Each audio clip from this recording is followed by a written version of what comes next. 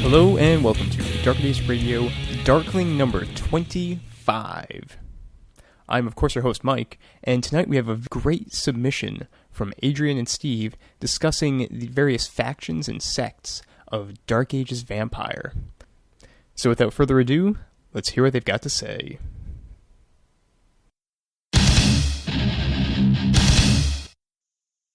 Welcome, Darker Days listeners, to Darkling number 3 in the Dark Ages series. Tonight we're going to be talking about the Cainite sect and the role of elders in the Dark Ages game. And joining me on the microphones tonight I have... My name's Steve, otherwise known as Verghast. How you doing, Adrian? Yeah, really good, Steve. How about yourself? Pretty good, thanks.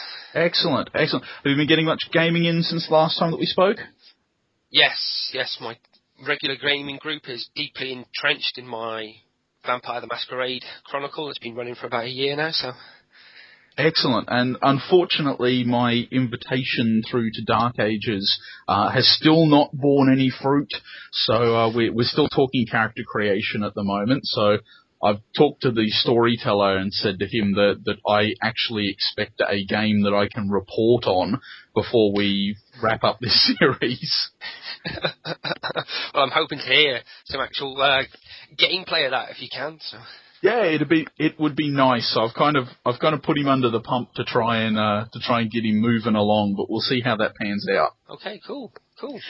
Now, what's been really cool to see is that since Episode 1 has dropped, and I only finished editing Episode 2 a couple of days ago, so that has yet to go up. But we've already managed to generate a little bit of feedback from the first episode. And this is really cool because we always like to, well, firstly, know that other people are listening to the episodes that we're producing. And the two that I received was one from some guy called Darker Days Mark. Have you ever heard of him before, Steve? No, it must be some kind of nut job. But still, no. We love Mark, and he sent us some really positive feedback about the sorts of things that we talked about in episode 1, and we seem to have hit on pretty much all the right topics for that. So that was really good to hear. And the other one that we got was from a fellow by the name of Micah, who is from Finland, and he's starting up a brand new Dark Ages group at the moment, with a new group who've never played this game before, and he was looking at what we would advise him to do if we wanted him to be successful with his brand new Chronicle. I've talked to Micah in the intervening time since recording that episode, and what we'll do is use his questions, I think, as the basis for episode 4. And you're happy to do that, aren't you, Steve? Yeah, that's great. So at least that way we've had a listener who's been able to give us a bit of structure and a few real-world problems that we can work with as well. But that episode will be coming out in a couple of weeks' time. And you also received one too, didn't you, Steve? Yes, the great luminary Beckett has contacted us through the ether and has brought us some interesting points, asking us if we've considered talking about how the modern setting, there is multiple references to the appearance of Hunter the Reckoning, hunters reminding elders of something in the past, and how the Dark Ages Inquisitor came out. Interesting. And how, in a retroactive respect, how various paths came to be such important aspects of the Sabbat, which is tying into our last episode about roads. I didn't actually know about the reference in Hunter the Reckoning, but then I've only read through the book a couple of times. I must admit that that's a new one on me, but then Beckett, as I said, is a luminary, so I'm sure he knows what he's talking about. Oh, definitely. I would definitely say that he has probably forgotten more about the World of Darkness than I'm likely to have read. Agreed. But again, he says that he caught the episode and it really reminded him of the old WGPR network and contributing a bit to it. Maybe we'll hear a bit more from Beckett in the future, which would be cool. Yeah, that'd be excellent. It sounded from his email as well that he had a couple of projects that he either was working on or wanted to work on, so that would be pretty cool. Yeah, yep. I think what would be great is if we got to the point where the number of Darklings being submitted actually outnumbered the regular episodes. I don't know how Chris and Mike feel about that, but... But it's good to have an active fan community. And speaking of that, I took a look and I haven't had a chance to listen to it yet. I was kicking myself this afternoon. This episode is being recorded a couple of days after Darker Days episode number 35 came out, and I noticed that one of the things that they are doing is a review of Ashen Cults, which would have been a beautiful thing to have listened to before we recorded this episode. Yeah, is that a book that you're familiar with? Ashen Cults, yes. Funnily enough, I've got it laid out in my little pile in front of me, ready to talk about a few of the topics tonight. Excellent. So hopefully what we are going to say is going to gel very, very well with what's in episode 35. I'll download it during the week and have a bit of a listen and see how we went. Cool. Okay, so what we're going to do is dive straight in now to the episode on sects and elder involvement. What we've decided to do is look at only some of the major organizations which are currently in existence during the Dark Ages period. There are a few more which are detailed in the Dark Ages main core book, but what we're going to focus on tonight is to look at the Furors, the Order of Bitter Ash, the Prometheans, the Manus Nigrum, and the Cainite Heresy. And there's a couple of questions just to structure it that we're going to ask about each one of those organisations just to keep Steve and I on track, because we could talk about this stuff all night. If you want to know any more information, we'll reference the books that we're using whilst we're recording tonight. The other thing that you might want to take a look at that I read through in preparation to this episode was the Dark Ages Companion. Now, aside from being a fantastic book, if you want some organisations that are not Cainite-based, then Dark Ages Companion is a really cool book to pick up, and you can start to see some sort of synergies as well arising between material in that book and the stuff that we'll talk about tonight. So to kick things off, I think that we might start off with the Furors. We'll go through probably in the order that they're presented in the book, just as we did with Rhodes. So first of all, who are the Furors? Well, they seem to be very much aligned with the idea of this proto-Sabbat. So they're going to be a group of individuals who want to buck the existing system. They are labelled by the other Cainites at large as being outlaws and cast-offs and runaways, but obviously they're a lot more dangerous than this. They do hail often from relationships with their sires, which have broken down or are tyrannical or abusive, or they simply just want to throw off the shackles of the Cainite society that they found themselves within. I mean, the book does say that even though some people believe that they are ignorant of the traditions, in fact, it's the complete opposite. They have a full appreciation for the laws under which Cainite society operate. It's just that they have chosen to step outside those laws. In terms of what they aim to achieve, this is something which is a bit sort of hard to grapple with, because really what they want to do is they're all about freedom. So if you think about what the Sabbat are trying to achieve, in that they are seen as a force of freedom from the elders, this is really the nascent version of this philosophy. They will accept into their ranks pretty much anybody who has the same ideology, and they're probably likely to sympathise with people who have come from sires who are either abusive or dictatorial, or people who have basically suffered under the system. In terms of actually putting them into your chronicle and using these guys, I think that it's really going to be determined on what you actually want to achieve from the interaction with the Furors. So have a bit of a think about whether or not you want to use them as a contrast for society at large, and show the characters that there is actually a different way of existing, albeit a very, very dangerous one, because these guys have absolutely no protection whatsoever under the traditions. If they are located for a lot of the acts that they perpetrate, the justice is going to be quite swift and quite brutal. So maybe even if you have got a character in your own group who has perhaps suffered under a sire or a group of elders, or even if the chronicle has taken a turn where you as the storyteller can put a twist on the event so it looks as though the PCs are being treated quite unfairly, they might find a sympathetic ear with the Furors.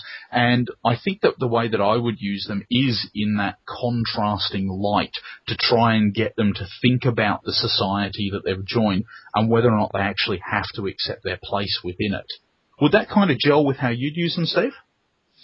Yeah, I mean, another idea to throw into the mix is perhaps having a look at the world through the Furor's eyes and coming at it from a kind of merry band of outlaws, much in the sense of, say, Robin Hood, where they kind of are drawn together by mutual oppression, but then different factions within it bring the group into different ways of doing things.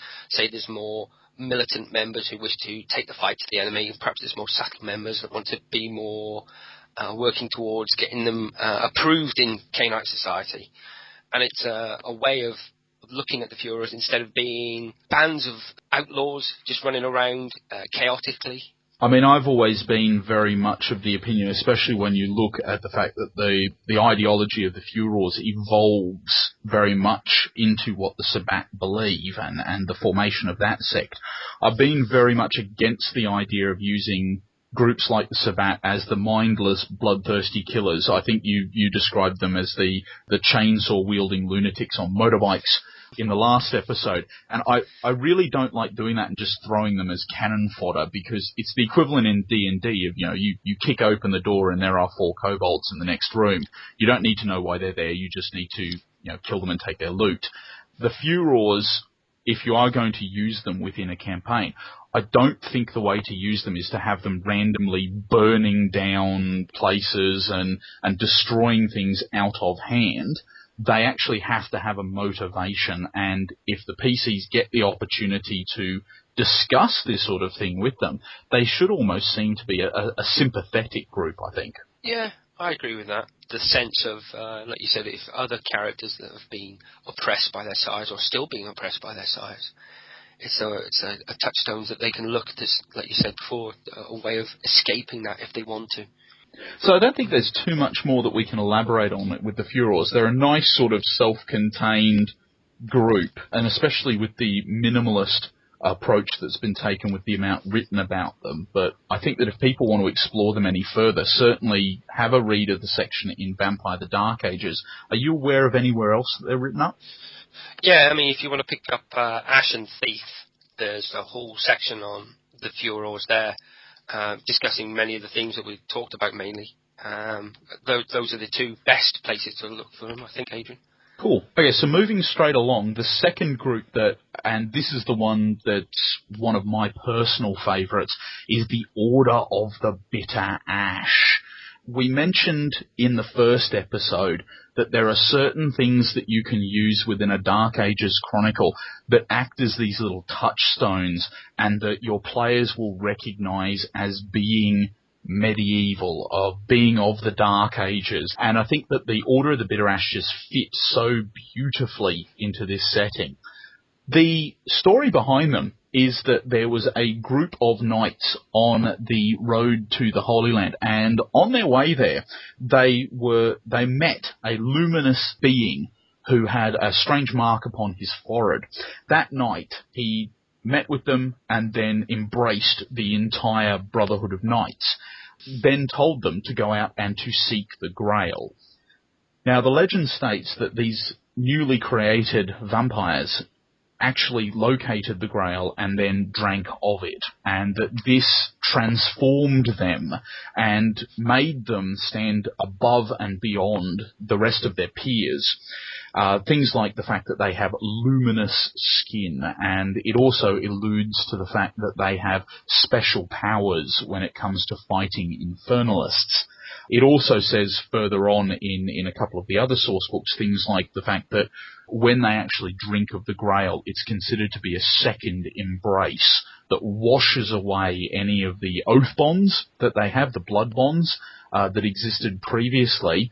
It also means as well that they can, and this is where two books do contradict themselves. In the main rulebook, it actually states that they can allow others to drink of their blood, and anyone who drinks from a member of the Order of the Bitter Ash will gain the luminescent skill and undisclosed powers against infernalism for the period of 1 month. But the Ashen Knight actually says something quite different, doesn't it? In Ashen Knight, it actually talks about the effect of what they call the Grail Embrace. It talks about how he does not need to feed, how his body replenishes its own vitae at the rate of 1/5 of its total blood pool per day of slumber. That inanimate sources of aggravated damage, like sunlight and fire, do lethal damage. That the Grail Knights no longer suffer the effects of frenzy. The skin, as you said, takes on a glowing pallor, but that's tied into the phases of the moon. So in a new moon, you glow quite brightly. But however, in a full moon, you are much more dimmer. He can no longer drink the Cainite vitae, and all existing blood oaths, as you said, are broken. But also, from now on, every ingested point of Cainite vitae causes a level of aggravated damage as it burns the Knight's blood. The Knight's blood causes the same effect in other Cainites. Oh, but they can, however, drink the blood of other Grail Knights. That's the end of it, really. Well, I actually quite like this idea that you've got conflicting viewpoints in two source books from the same line, because I see these guys as being an incredibly mysterious order that you might encounter maybe one or two of their numbers at a particularly fortuitous time, that they would show up when grand things were going to happen. I think that if you've got a group like this, you don't want to necessarily nail down what they can do. In this case, it's really cool because if you've got players who have read through the main Dark Ages rulebook and think they've got a bit of a handle on what these guys are, but then you've got Ashen Knight, which gives you often contradictory information, it's then up to the storyteller, as with all things, to decide where the truth lies for their chronicle. And I think that not nailing it down does make them a little bit more mysterious. Agreed. You could even leave out certain powers if you wanted to just to mix things up a little bit, so what's printed in the text isn't canon for clever players to go away and download PDFs. Yes. The other thing that's brought up in Ashen Knight is the kind of purpose or the mission of the Order, which is much more kind of expanded upon.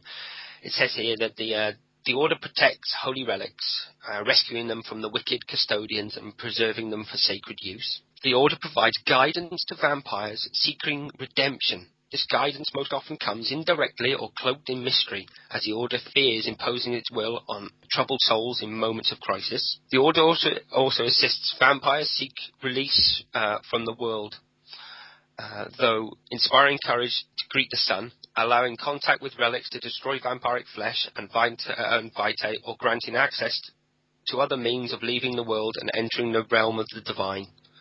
And also that the Order fights monsters of all sorts, all beings who conspicuously serve evil powers. That's a pretty wide brief. Pretty wide.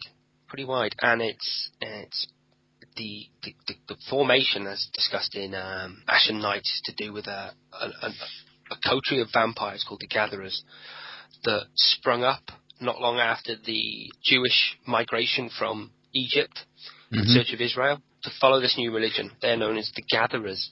The Gatherers are the ones who set up the Order of Bitter Ashes, and it's the Gatherers that charged the Order with these tasks, and that 3 are positive and 1 is negative, which is an interesting way of setting up a holy order, so to speak. Yeah, very much so. So I think that this order in particular, it speaks volumes to me when I'm planning a Dark Ages Chronicle. I've always wanted to include them, but just never quite gotten to the point where I think that they would be a perfect fit for what's going on.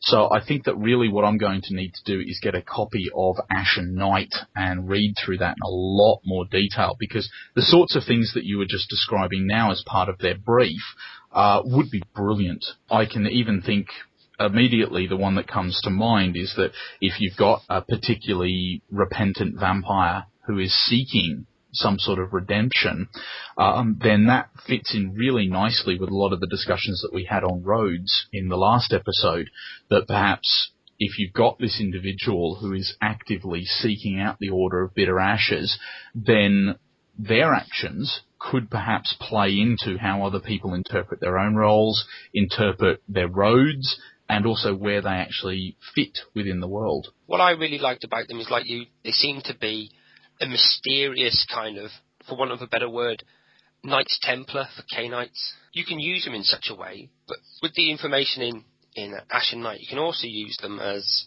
for want of a better word, kind of saintly figures, pointing vampires in the right direction, or the holy direction. And it's, as you said, another interesting way of exploring redemption.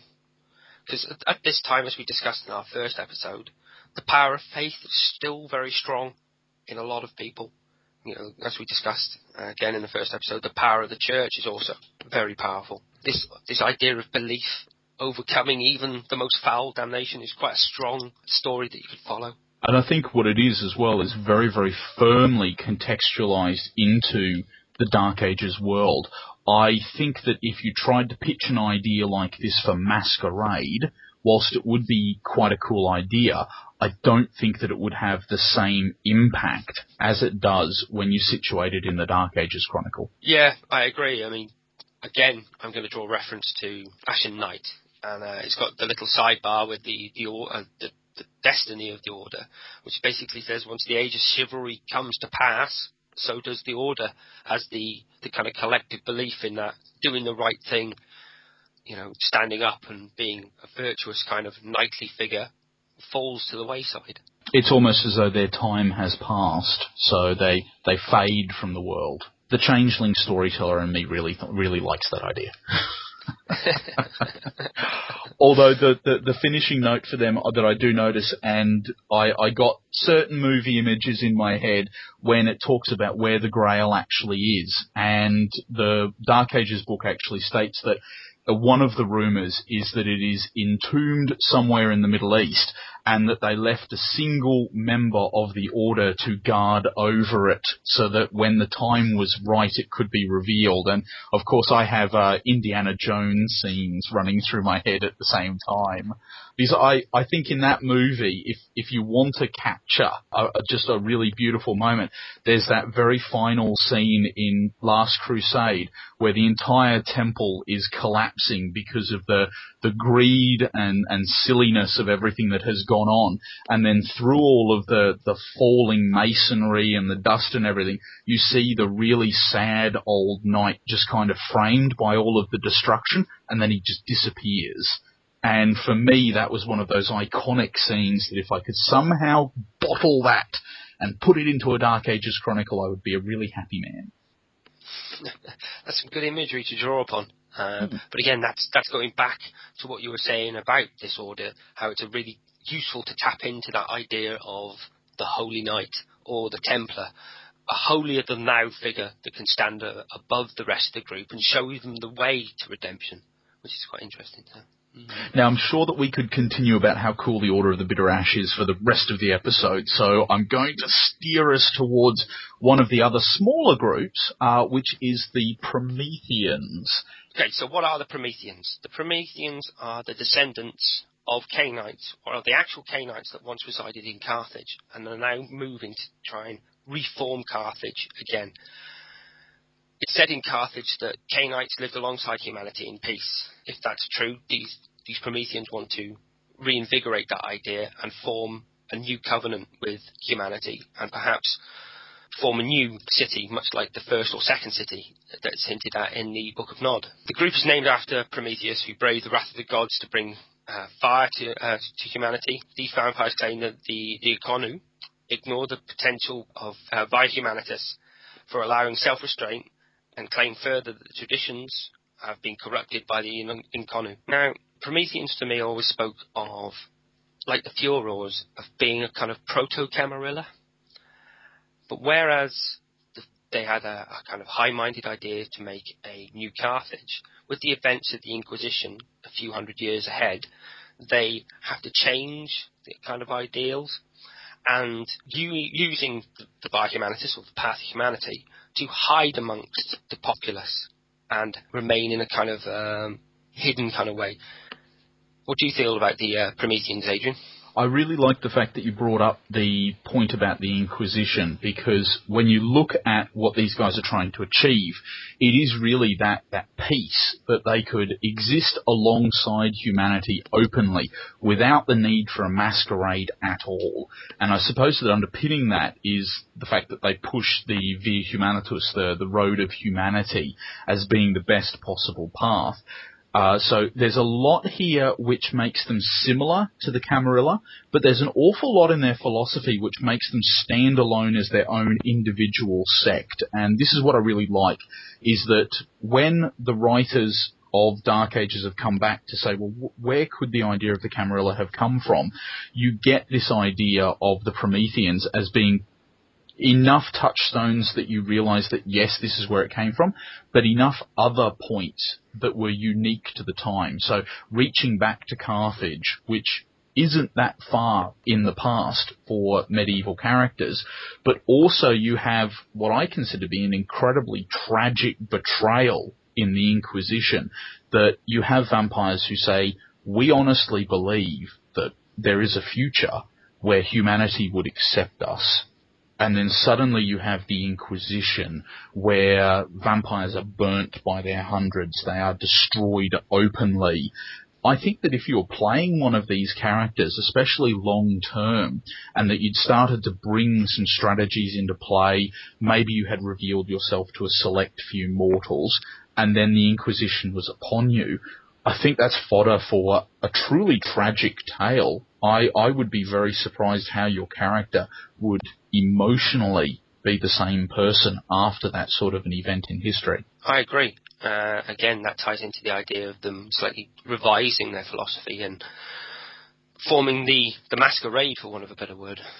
Could you actually see a group like this getting any sort of traction whatsoever in Masquerade? Perhaps amongst the Anarchs. I think it'd be a very interesting Anarch idea, but I think that the Elders become too entrenched in their kind of mindset, much like the Elders at the time in the Dark Ages era are too entrenched in their idea of vampiric existence, that the Prometheans are a minor sect. And I think as well that the modern world has changed to a point where I think that if you tried to storytell a chronicle around the realization of the goals of the Prometheans, I think that it would be a lot harder to achieve. I mean, I've had this conversation with players for years in my group who have said Masquerade would be a really cool game if there was no Masquerade, and that vampires were just out there. And I said, well, have a bit of a think about how you would actually run a game like that, and how people in the modern night would actually respond. If anything, humanity is at a point now where they are technologically advanced and militarily advanced to the point where the dreams of the Prometheans may as well, I suppose, be dead. Would you sort of see the same sort of analogy there, that these guys exist at that moment in time in the Dark Ages where I think that the opportunity is just there and then they miss it? Yeah, which is some of the tragedy of the Dark Ages kind of line as well. There is a sense of tragedy as you read through this, the fall of the Cappadocians, the various sects that we talked about often don't make it to the modern knights. And that sense of nothing is permanent, or there's this sense of impermanence to even things that are, supposedly immortal and will last forever. That doesn't mean that the world will stay the same. Yes, yeah. And that's a really nice thing. I think that we might revisit that when we do our next episode on storytelling for the Dark Ages. So I'd like to revisit that theme and discuss it in a lot more detail. So moving from the Prometheans, we have our second last group, that we're going to be discussing, which is the Manus Nigrum, and we're probably going to go a bit of the same way as Order of the Bitter Ash with these guys, because there's just such a volume written about them.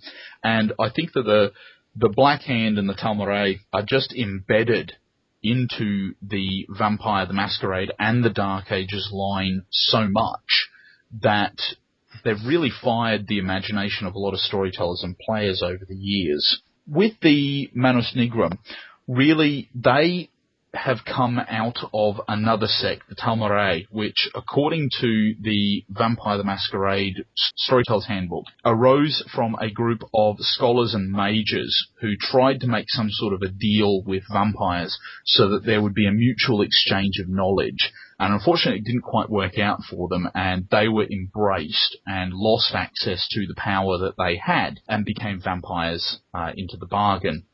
Now, it does say, and in most of the sources that I've had a chance to read through, even in the book Cain's Chosen, The Black Hand, a lot of these sort of mythical stories of the creation of this sect begin with the words according to. And I really like this, just the same with the Order of the Bitter Ash, how there are all these conflicting views as to how they came about. But in the time of the Dark Ages, what has happened is that there's been a break away from the Tal'Marei, and that is the Manus Nigrum and them, and they have just a competing agenda. The Manus Nigrum basically believes that they should be trying to awaken the antediluvians, that this will usher in some sort of grand new age. And it even hints rather darkly at the fact that the sect is compiling a great census of all vampires with their havens, who they are, their lineages, so that when the antediluvians awaken, they can turn over these volumes of information, so that the Great Purge can actually begin. So they are quite a scary cult in the grand scheme of things, aren't they? Yes, especially as some of their beliefs also believe that in the Dark Ages period, they believe that there are too many Cainites abound and are actively thinning out the ranks of vampires.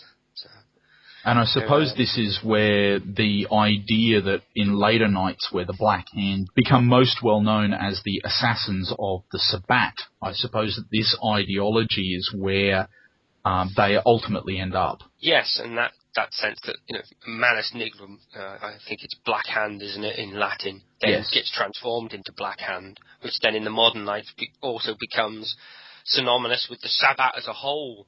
I mean, quite often Camarilla vampires don't even know that there's a difference between the Black Hand and the Sabbat, as they are more like a sect within a sect in the modern nights. I'd even go so far as to say that the Manus Nigrum at this point are really, they sort of occupy that status almost as a Gehenna cult. Yes, definitely. That the end of times are coming and they must prepare the way. But rather than being all up in arms about things and, what we're going to do, it's like, no, let's work for the bosses and hopefully they will smile upon us. It's a bit of a strange mindset as well. It's a bit much to get your head around that the idea is that, eventually these elders are going to wake up, and when they do, they're going to be incredibly hungry and probably kill everybody. But you know what? If we work on their side, maybe when they wake up, they will see all of the good work that we've done and reward us. To me, it's always seemed like a pretty strange argument. If they were trying to recruit one of my characters, they'd have a bit of a hard time of it. Yeah, I agree. But what's also quite interesting about the Manus Nigrum at this point in time is it's splitting into two halves, where you get what's talked about in modern nights, the true hand and the false hand. So aficionados of the Masquerade line will know that in books like the Dirty Secrets of the Black Hand, the true hand, or the descendants of the Tal'Marei, are what is known as the Eastern Hand of the Manus Nigrum in the Dark Ages, and the false hand, or the Black Hand, as it becomes known in the Sabbat, is the Western Hand. And they have two different ideologies, even at this time, that the Tal'Marei devotes its energies to the study of hell and purgatory, where the souls of the unholy go after death.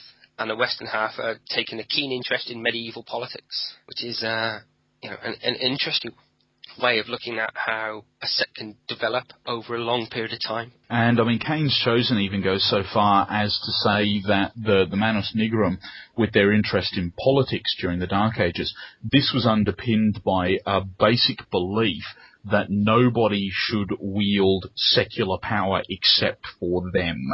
And so what they would actually do is be able to wield this power in order to thin out the ranks of vampires. So they were actually quite interested in steering the church in very particular ways, and also steering things like witch hunters onto their enemies. And there's quite a lot of confusion and blame going around as to how much of a role the Black Hand actually played in the formation of the Inquisition. That's interesting. It's almost as though it kind of backfired on them. Yeah, as you'll see, fans of the meta plot will now be hanging on the edge of their seats as we probably talk about the existence of the Manus Nigrum in the modern Knights. Oddly enough, they are still around, but not as you would know them.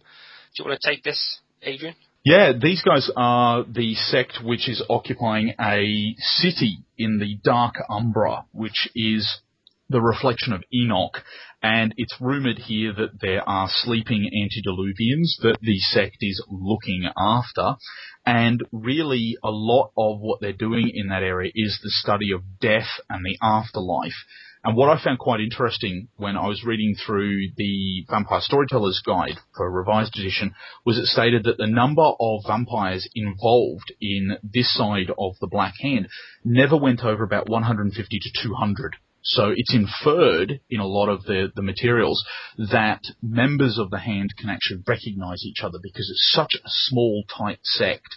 And whilst they will only allow vampires to join from a certain number of clans, I believe the total in number is 9, there's other groups who have an interest in death and the afterlife who they will actually induct into their ranks, including wraiths.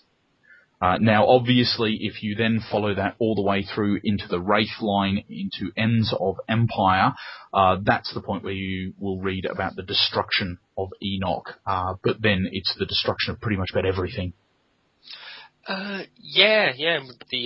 What I always liked about this is the idea of the race using a nuclear attack to attack, which was rumoured to be the ghost of the bomb that was used to break up the fight between Ravnos and the 3 bodhisattvas of Far Eastern kindred that were having it out in the Indian subcontinent somewhere, wasn't it?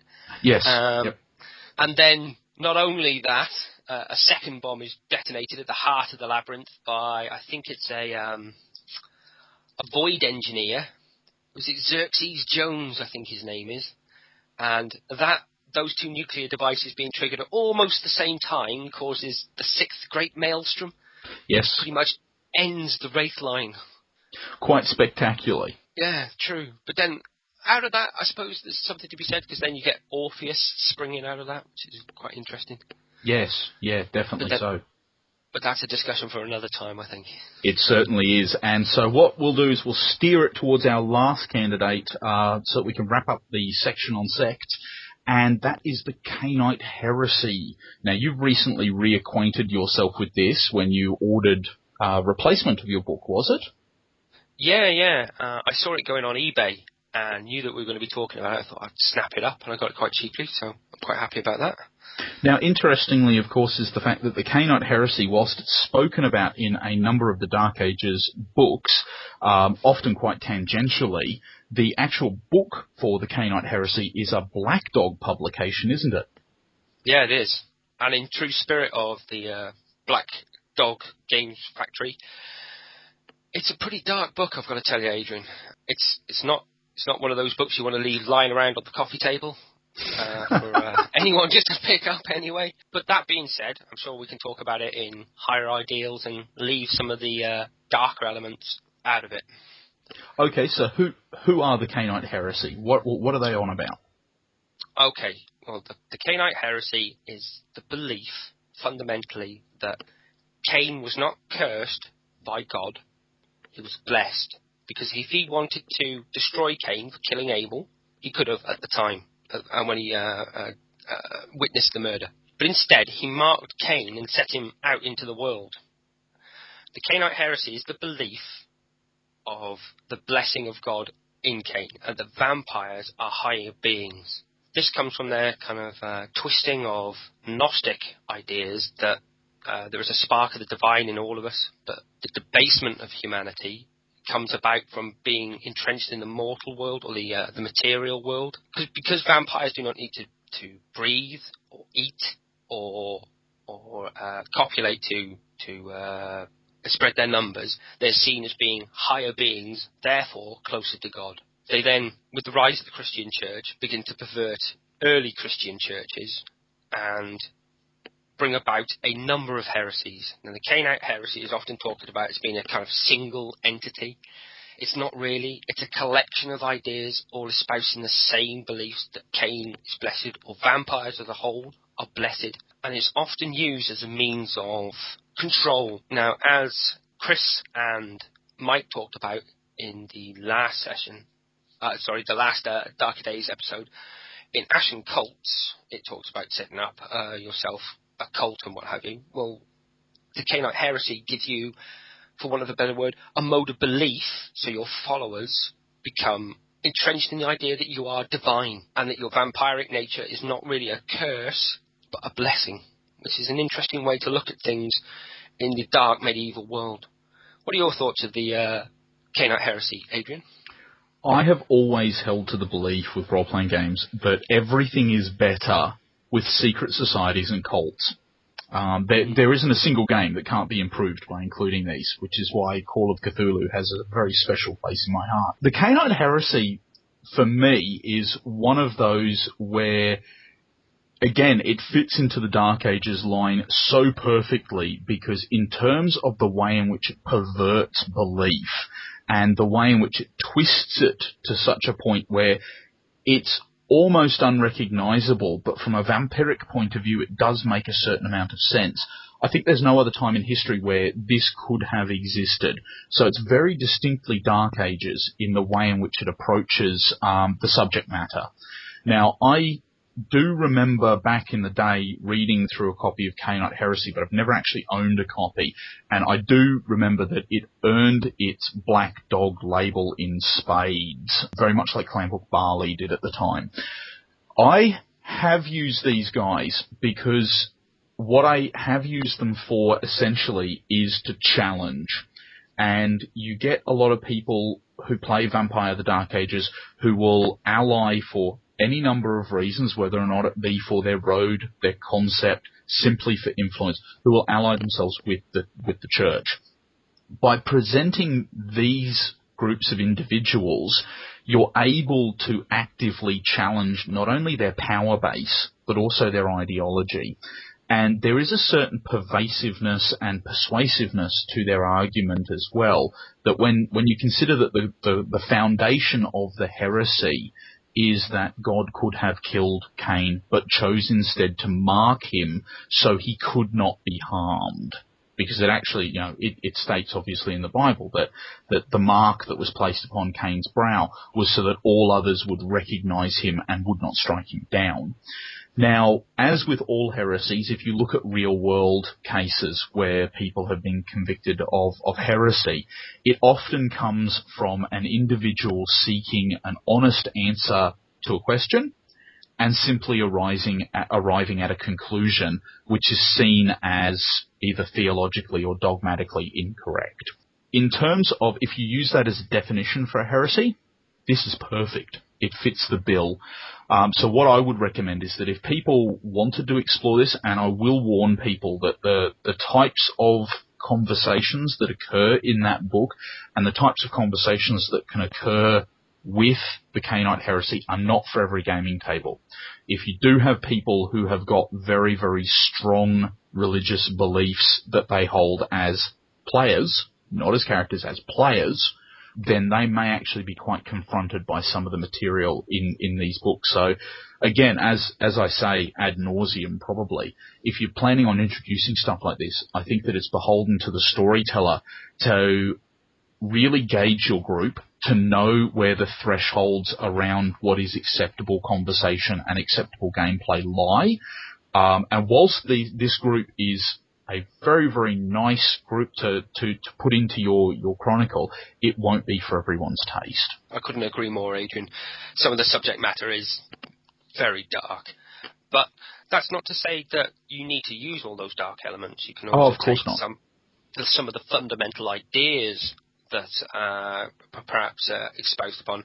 Like, is it the Lancia Sanctum in Vampire the Requiem? It's all about the testament of Longinus. Longinus being the Roman centurion who stabbed Christ while he was crucified. And again, another interesting religious idea. Now, these things, as you said, best off taken very seriously when in view of your players. But if your players are a bit nervous about this, you could tone it down a lot and not really explore, just talk about, yes, this is what they stand for, but not really go into the actual teachings or explore that theme too much, but just set them up as a shadowy kind of organisation that is to be thwarted and not to be looked into or read, because it is essentially heresy. So you would be polluting yourself in delving these things. So you can still use the Cainite heresy as a foil for your group, but not explore too much about what they really believe in. Especially if you've got a chronicle which is a little bit directive in that they may be working for a group of elders or even another one of the sects that we've spoken about tonight. I mean, it might even be possible that you could work in that the group is inadvertently working for the Order of Bitter Ash in stamping out one of these Cainite heresy cells. And so, obviously, the principles under which the group would be operating is that if somebody was to say, well, maybe if we keep an open mind about this, well, the company line could be, an open mind is the last thing that you want. Get in there, do your job, and get out. That by itself could be still a very rewarding couple of sessions worth of play. But again, as you said, Steve, it's touching on the ideas without necessarily immersing yourself in the content. Definitely. But also, if your group is up for the idea, you can explore to their heart's content some of the more esoteric beliefs in early Christianity, i.e. Gnosticism or Carthism. That's a hard word for me to say. And any of the other heresies that you might have come across. Anything that, strike your fancy. I mean, if you've seen such movies as In the Name of the Rose, that's a brilliant film to watch when thinking about the Cainite heresy, because the information contained within the book that ends up poisoning all those monks in that movie is essentially heresy. It's hidden for a reason. It's not just out on the shelf because, it's there for everyone just to pick up. It's borderline heresy.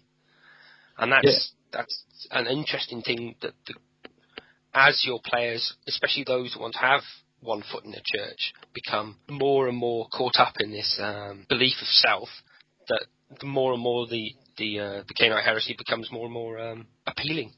So they end up turning, to want of a better side, to the dark side, or trying to pervert that heresy into their own ideals. And as you said beforehand, there are mechanics actually within the Vampire Dark Ages line for you to set up your own cult if your character is so favoured. So maybe even one of the chronicles could be you wresting control of one of the local Cainite heresy cells over towards your own beliefs, so that you can actually justify perhaps this road for your character of taking your own cult. The Cainite heresy has got a lot of play in it. The ideas you can get out of it, especially using it with, like you said, Ashen cults, you can get a lot of game time in it, and stuff that could be quite memorable for your group, especially if you can set up a kind of shadowy cult that the group fights through the ages. And why not make up your own sect of shadowy vampires that the group are the only ones who know about, that are doing evil and nefarious deeds through the ages, that the group fights through the ages. In this very much like in the theme of your very long running game, taking you all the way to Gehenna, is the final destruction of this evil sect.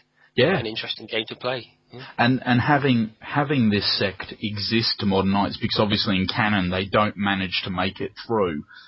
It actually states, I think it's in the main rulebook, that the Cainite heresy is all but extinct after the Inquisition. But they are quite a nice fit for the modern knights, because when you consider that with the idea of vampiric cults or even those cults of personality, which are all too common in modern knights, you would be able to work this into a Masquerade Chronicle really nicely. Yeah.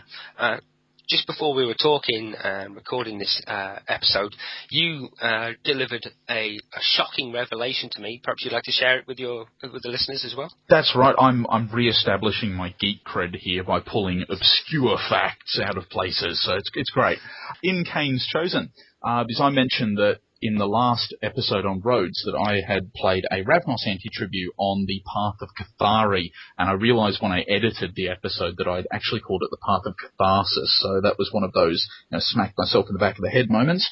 But the Path of Cathari, and I played this path for a number of years with the one character, never actually realising that the path itself was a way, an insidious way for the Cainite heresy to worm its way through to modern knights and survive the fires of the Inquisition in order to codify their beliefs and get them into a format that was palatable to vampires of the age. They actually turned it into a road, and this road, the Road of Cathari, I would recommend anyone who is familiar with the Sabbat and even tangentially familiar to this road to have a bit of a read about the stuff on the Cainite heresy and then have a read around this road because, as I said, I played the road for a number of years and at no point did I realise this until I was doing a bit of research around the topic for tonight. So even the best of us can forget the most interesting facts. Yes, definitely. I like how you said that I forgot it rather than that I never knew it in the first place. It's very generous of you.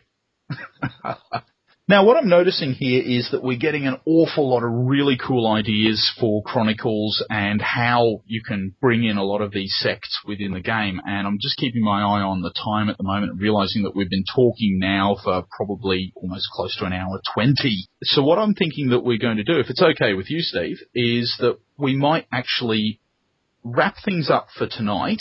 And then we might visit elders and give them their own episode. How do you feel about that? That sounds great to me, Adrian. Cool.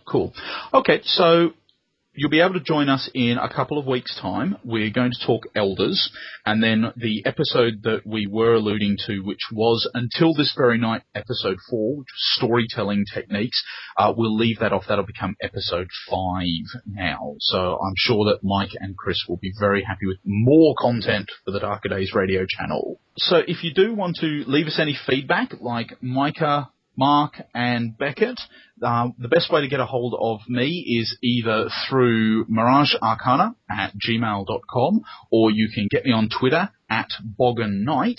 If people want to get a hold of you, Steve, how's the best way? You can get a hold of me at Verghast at hotmail.com, which is Verghast. And I'm not on Twitter. So No, that's cool. What we need to do is get a hold of Mark and get him just to do a quick recording of our email addresses in the true Darker Days style with the nice long pauses. That'd be cool. So if you're listening, Mark, we're coming for you. Okay, so I'm going to call that a wrap for tonight. This has been episode 3 of the Darker Days Radio Darkling Dark Ages series. This is Adrian signing off. And Steve signing off as well. Thanks very much for listening. All right. Thank you, Adrian. Thank you, Steve. I was very interested to hear about the Order of Bitter Ashes. I'm not really familiar with that faction at all. So it was cool to hear about them. And I think, actually, the Grail Covenants trilogy by David Niall Wilson actually features them, and I didn't realize it. So I'm going to have to go back through and look through a couple paragraphs to see if the Strange Protector under the Temple of Solomon is indeed one of the knights of the Order of Bitter Ashes. Something I definitely want to bring up regarding the different factions of Vampire the Dark Ages is that, first off, in the later Dark Ages Vampire, they're kind of downplayed a bit. They don't show up as much. And additionally, I skimmed through both Jerusalem by Night and Transylvania by Night, and these factions, like the Furies and the Prometheans, don't really show up that much. They're definitely very rare, as compared to the sects of Vampire the Masquerade, like the Camarilla and the Spot. And they're even smaller than the Covenants presented in Vampire the Requiem, because you find the Lancaeus Sanctum and the Invictus in all cities, pretty much. So, not much else to say about this submission. Good stuff, and keep it going. I definitely wanted to remind everyone that Adrian and Steve are definitely looking for more questions for their Storyteller Advice segment. They really want to cater to questions that you guys have so that they can tailor the episode to help people as much as possible, as well as adding in their own anecdotes and experience. Shoot them an email over at miragearcana@gmail.com. That's probably the best way to get to them. There's also a post on our Posterous account that you can reply to, and that's another good way to get them to notice. Additionally, if you need to send any feedback to Darker Days Radio, or maybe even submit your own Darkling episode, you can send us an email over at darkerdaysradio@gmail.com. And with that, I think we're going to be signing off. Definitely pay attention for any Google Hangouts coming up. I think we're going to be trying to do one this coming weekend. Should be interesting. We tried to get it done last weekend, but there's some scheduling problems with both the White Wolf and the Darker Days hosts themselves. So, yeah, pay attention to that. Pay attention to the Facebook, Twitter, and all that kind of stuff. All right, have a good night.